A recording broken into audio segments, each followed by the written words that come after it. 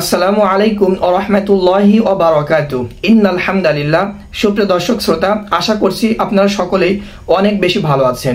দেশ বিদেশ যে যেখান থেকে বসে আমাকে দেখছেন, সকলকে আমার পক্ষ থেকে আন্তরিক মোবারকবাদ।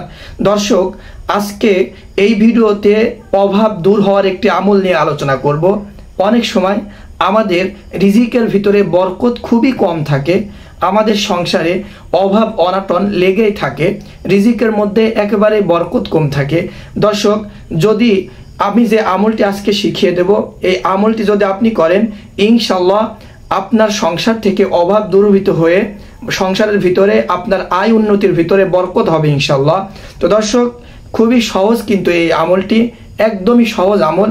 তো দর্শক, এই আমলটি করতে হলে অবশ্যই আপনাকে নামাজি হতে হবে।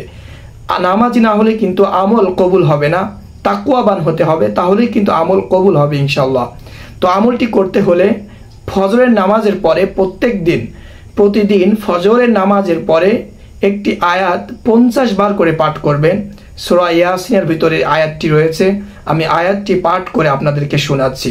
আয়াতটি হচ্ছে, সালামুন কওলাম মির রাব্বির রহিম, সালামুন কওলাম মির রাব্বির রহিম। আমি যেভাবে বললাম এভাবে আয়াতটি মুখস্থ করে নিয়ে আপনি যদি প্রত্যেক দিন ফজরের নামাজের পরে এই আয়াতটি 50 বার পাঠ করেন, ইনশাআল্লাহুল আজিজ আপনার সংসার থেকে অভাব দূর হয়ে যাবে এবং আপনার সংসারের মধ্যে বরকত লাভ হবে ইনশাআল্লাহ।